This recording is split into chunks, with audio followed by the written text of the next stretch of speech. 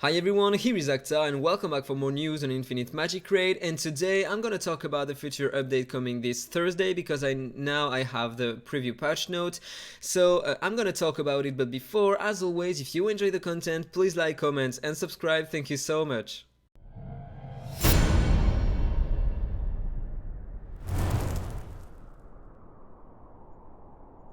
So first of all, let's talk about the Miracle Wishes event we will gonna have this Friday. We will have 2 new legendary heroes as always and 1 new epic.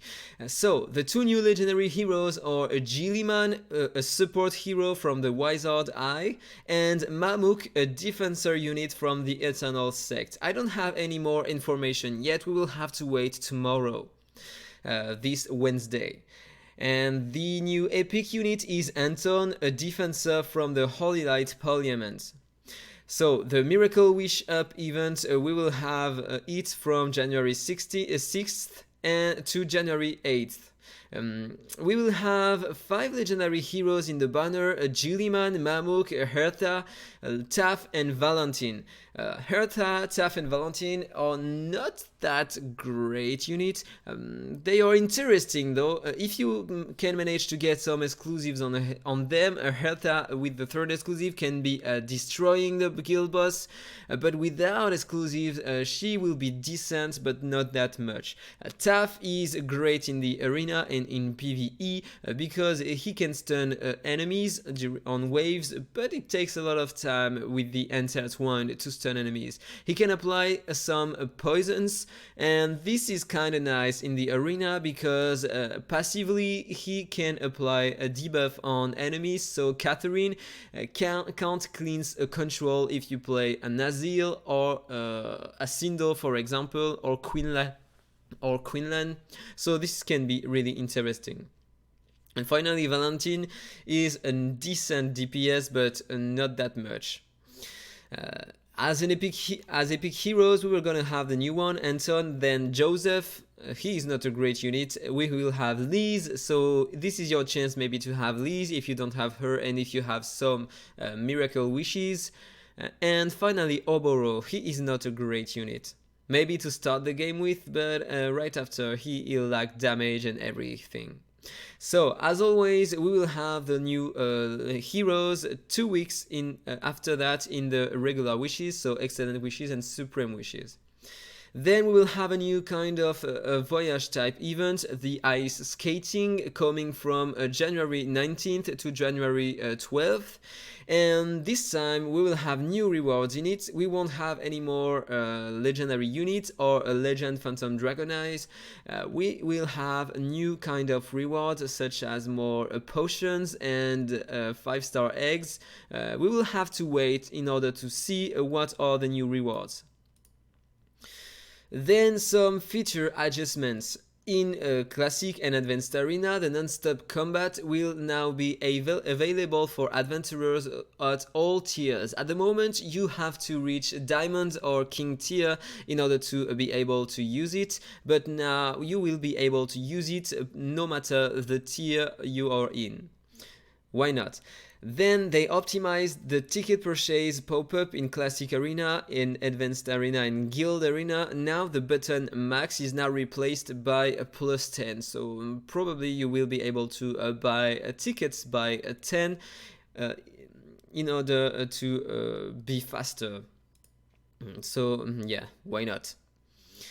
And now they will add a new Legend Phantom Dragon Eye in the weekly card if you already reached the milestone, the level 6. So you will have to wait 90 more days in order to get 1 extra Legend Phantom Dragon Eyes. So if you buy the legendary Dragon Eyes in the game, where is it? I'm gonna show it to you. So this is the weekly card. So as you can see right here, once you reach the level 6, you can get the legendary Phantom Dragon Eye one time, and after that, after you get to a level 6, if you wait 90 more days, then you will get another one. It takes from level 1 to level 6 90 days. So every 90 days we will have a legendary Phantom Dragon Eye. It costs only $3 a week, so a bit the same price as 1 or 2 coffee depending on the country you are, and you get the best rewards you can buy in the game buying only these weekly cards. So it is not really expensive for the amount of bonuses you can get with this. Then they will optimize the operation mode on PC, so we will be able to use the mouse wheel scrolling properly, because at the moment it doesn't work apparently. They optimize the display of the stamina storage button. So for those who doesn't know where is the storage, you have to click right here on the energy icon and then click on this icon right here in order to open the storage. At the moment we can only add one or remove one, but if you click right here you can select, you can input more energy and store energy or withdraw it. But then they will add more things, so you will be able to click the maximum or remove everything. It is really interesting, why not? Then on the guild info screen they will add a guild boss challenged. So maybe an information to see if your guild members already did their guild fight, why not? And guild arena flag owned. So probably the amount of flag every guild member has during the guild war, I think. So this is interesting to manage the guild. Then I did the icon to guild info card in the recruit channel. So why not? So in the recruit channel, if you go here on the recruit channel, we will have a new icon for the guild info card. Why not? Then updated the following system UI quests. So they will change this user interface for the quests. Why not? Then fix the bug that sometimes caused the abnormal display of HP bar while you are in campaign battles. Why not? And the last thing they will change is a Mythic Unit. Ulcaster is getting a buff. Now probably he is gonna be interesting, but not for all content. Let me show you. At the moment his active skill Prestige, so this is this skill. At the moment it deals 200% attack damage to all enemies with a 50% chance to horrify them for one turn, up to 220% attack damage and 75% chance to horrify. Then he will deal only 200 attack damage, 200% attack damage, so 20% less damage, but he will have up to 85% chance to horrify, so it is 10% more, and also up to 85% chance to freeze all enemies. So this is great. He can apply 2 controls on enemies using only one skill. It can be really interesting in the arena against Catherine, so she will always be controlled. So this is great. For the arena it is really awesome. For the PvE it is great because you have more chance to control waves, so it is great. Then talk about his passive. At the moment he gains a layer of soul glory. It increases his effect hit and whole damage he deals by 20% for each layers, and he can stack up to 4 layers, so he can get up to 80% more effect hit and damage, if I'm not mistaken. Yeah, I think that's it. 40%, each layer increase the damage he dealt by 20%, it is written here. Let me have a look. Okay, in the patch note there is a mistake in the patch note. It is written up to 40%. Okay, yeah, 40%. Yeah, we get the buffs of the skill up. Sorry, excuse me. So he can get up to 40% and 40% hit and damage per stack, and he can stack up to 4 layers when an enemy dies. So that means at the moment he can get a lot of damage. 40% multiplied by 4 layers, 160% more damage and effect hit when 4 unit dies.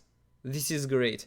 Okay, and then it is remain the same, but he will grant a new unique buff to one ally with the highest amount of attack. He will grant the Night King's Will and 1 layer of Soul Glory on the ally with the highest attack when Ulcaster or the ally with the new Night King's Will dies. So that means if one of your ally dies, he will grant 1 layer of Soul Glory on him and the Night King's Will, and grants 1 more layer of Soul Glory on the ally for every enemy they kill.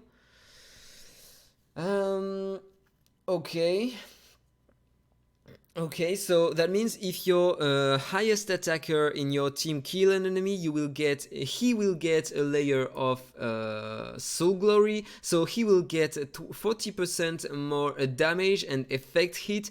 This is probably gonna be the best the best DPS offensive support to bring in the dungeons, because imagine that if you take an HP burning or a bleeder or a poisoner, he will get more effect hit in the dungeons, 40% for every enemy they are gonna kill and 40% more damage. They are gonna be huge on the boss, probably gonna be huge on the boss. This is becoming one of the best heroes in the game, though. And one more. This is great.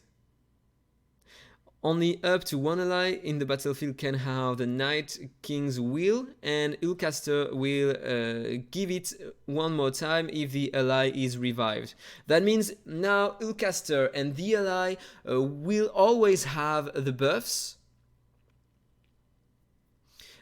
after they die or after waves transitions, and it cannot be removed because these are unique buffs though, so it is kind of broken, I think, because Ulcaster is a DPS unit. He will deal a lot of damage, he will have the 2 buffs, and the strongest attacker in your team will have the 2 buffs. So this is kind of broken for the PvE, I mean. And maybe interesting in the arena against Luna teams, maybe. But this is not everything about him. So his active skill Rain, so his ultimate at the moment, he can increase self-attack by 40% and then deal some damage to all enemies with some chance to reduce their defense. And now he will reduce also their tenacity by 60%. And he will have up to 85% chance to lower the defense and the tenacity. So this is a huge buff coming this Thursday for Ulcaster. This is so great. But this is not all. His first exclusive is gonna change. At the moment, grant self-damage immunity and immunity to turn meter reduction effects for 1 turn if self-HP is below 50% after taking direct damage. And this skill can be only triggered up to once every 2 turns.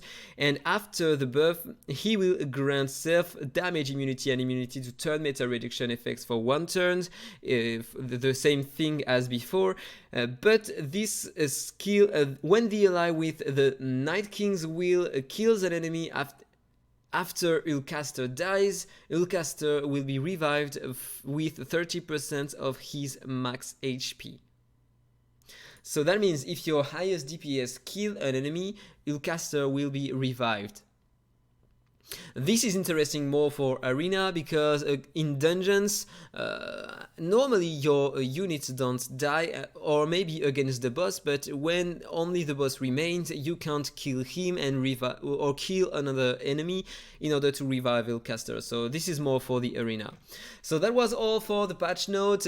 I hope you enjoyed it. If it's the case, as usual, please like, comment and subscribe, and then see you in the next one. Bye bye. Infinite Magicraid. Play to slay.